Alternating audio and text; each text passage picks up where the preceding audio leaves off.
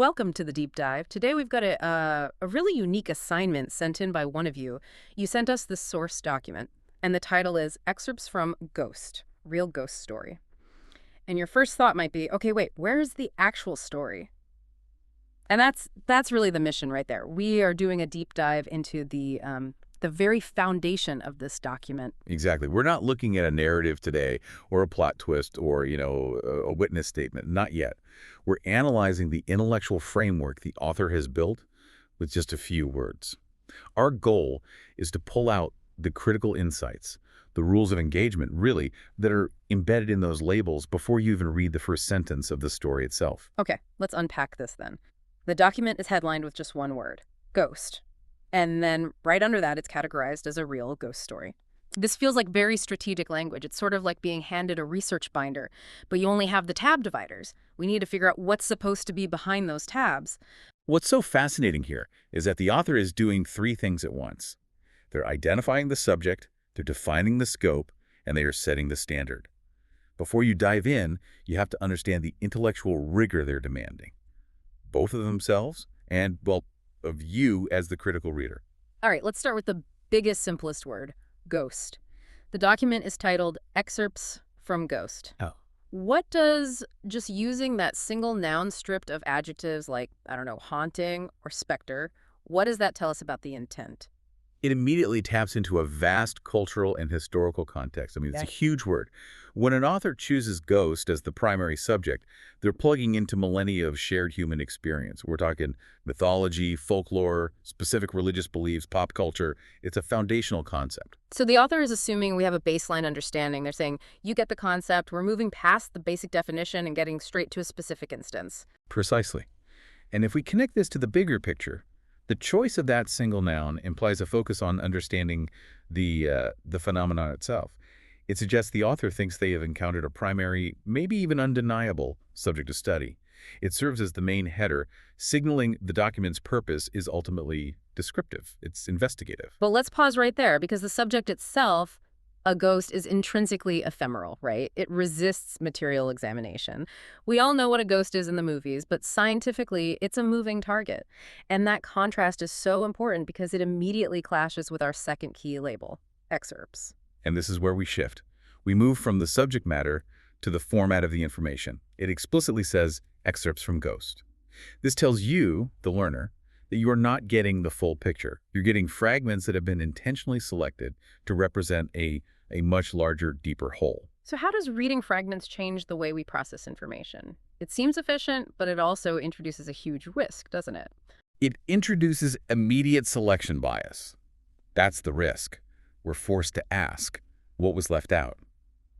Analyzing excerpts requires a crucial cognitive step. You have to connect the dots between the pieces the author chose to show you. An excerpt suggests a more robust narrative exists somewhere else, and what we have are just the nuggets the author thought were most valuable. So we have to read it diagnostically. We're not just reading for plot. We're looking for a pattern. Like if we see three different fragments that all detail a consistent temperature drop, even if they're separated by 50 pages in the original, we have to synthesize that. We have to recognize that as a core piece of evidence. Absolutely. You have to act like a forensic analyst. The challenge here is the opposite of information overload. It's information scarcity. When you're given a shortcut like this, you risk missing the broader context. So the strength of these excerpts must be so powerful that they can stand on their own, and that raises the standard for the content exponentially. It changes your approach from just reading line by line to always asking, what does the rest of the puzzle look like, and why am I being shown this piece? Yes, the focus shifts entirely onto continuity, onto relevance. The author has done the heavy lifting of filtering the information, sure, but now the reader has to bear the burden of making sure those fragments actually represent the whole thing fairly. And that leads us directly to the most powerful and, I mean, frankly, aggressive claim in the whole title. We have the subject, the ghost. We have the format, the excerpts. But it's all tied together by that one adjective, real. The crucial promise. The author isn't just writing a ghost story. They are declaring it to be a real ghost story. Okay, here's where it gets really interesting for me. I have to push back a little on the high-minded analysis for a second. Isn't this just clever marketing? I mean, in this day and age, if you want a book about the paranormal to sell, you slap based on a true story or real on the cover. Are we maybe overanalyzing what might just be a commercial tactic? That is an excellent and a necessary quote. We absolutely should consider the commercial motivation. However, even if it is a commercial claim, it still forces an intellectual standard on the work.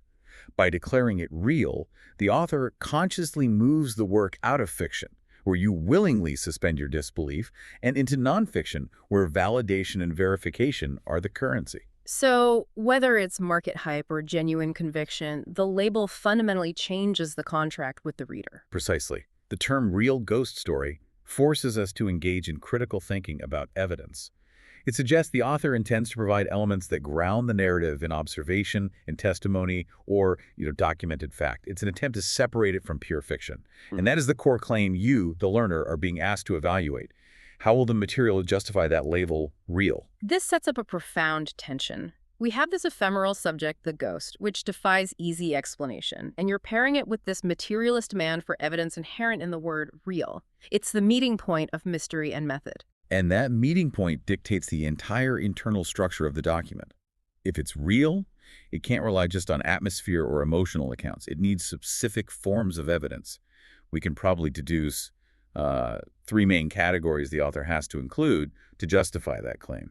Okay, let's get specific. What kind of data are we talking about here? First, testimonial evidence. This is the traditional backbone of any true account. Who saw what, when, under what conditions. For the claim to be robust, we shouldn't just expect one witness. We should expect corroborating independent testimony that's consistent across the excerpts. If the excerpts are just one person's feeling, the real claim immediately gets weaker. So we're looking for evidence of a process. Are they showing us multiple viewpoints? Are they maybe detailing background checks on the witnesses? Absolutely.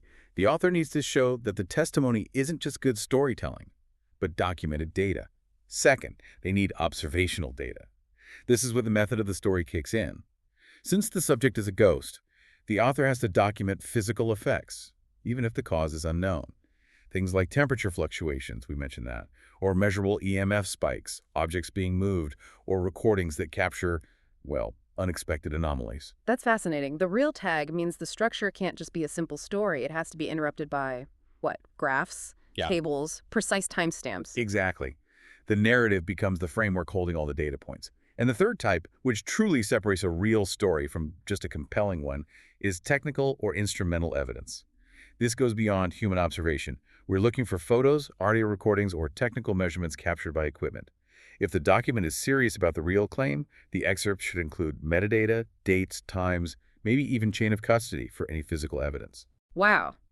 So the promise of real elevates the document from a simple story to something closer to a case study, a field report. The author is demanding that we treat this narrative not as entertainment, but as documentation. That's the intellectual contract. It raises all these questions about source reliability, methodology, even the replicability of the events. It shifts the entire reading experience from suspending disbelief to intense critical scrutiny. All right, let's move into synthesis. What does this combination of ghost, excerpts, and real imply for you, the learner? Because even without the story itself, these labels tell us how to process the information to get that fast, thorough understanding you're looking for. Given these labels, we can deduce the type of structure the full document probably follows. It has to combine that narrative flow, the story, which is the hook, with verifiable detail, the real component. And it's all centered on the specific phenomena of the ghost. So for you, the learner, this means your reading strategy has to be two-track. You engage with the compelling story, sure, but at the same time, you're tracking the evidence markers. You're looking for those measurements, the multiple witness accounts, the consistency. The excerpts should be the most data-rich moments of the entire account. What stands out here is how the title itself is a blueprint for discussing verifiable elements of the paranormal. It emphasizes the foundational nature of the topic, ghost, and the absolute necessity of verification, real. It's a roadmap for how the author intends to convince you. It implies a deep sense of academic rigor, even if the subject matter is, by its nature, hard to verify. The author is basically saying, I get the skepticism, and I am meeting that skepticism head-on by declaring this narrative verifiable. And this preparation is essential for gaining knowledge quickly. If you know the author's primary goal is to prove their subject is real, you immediately know where to focus your attention. You don't get sidetracked by superfluous detail. You hunt for the evidence markers we just outlined: testimony, observation, and technical data. So, if we step back for a moment and review what we've done today, We've established the foundational constraints for engaging with your source material. We haven't even touched the plot, and yet we know the exact criteria by which the whole document will either succeed or fail. We've learned that your source material is defined by three inseparable elements. Its iconic, difficult subject, ghost, its fragmented, synthesized nature, excerpts, and its crucial claim to evidential authenticity, real. Understanding that framing, the title, the excerpt status, and the real designation, that's the first step to gaining knowledge quickly but thoroughly in this area. It sets the benchmark for success. Does the document actually justify its own claim of being real through concrete, measurable evidence? The takeaway is that you have to look for the technical evidence inside the narrative. If the source material fails to provide the observational data, the corroborating testimony, or the documentation to back up that real claim, then the documentation itself fails.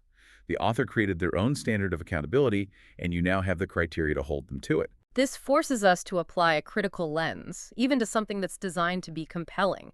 You have to be prepared to accept the narrative, but only if the evidence holds up. It's a rare kind of challenge when you're reading. The knowledge gained from this deep dive is structural. It's understanding the methodology of verification before you even engage with the content. That's the shortcut to expertise. So what does this all mean for your continued reading? We've used the labels from your source material to build this framework for a deep dive, focusing on that high standard of authenticity.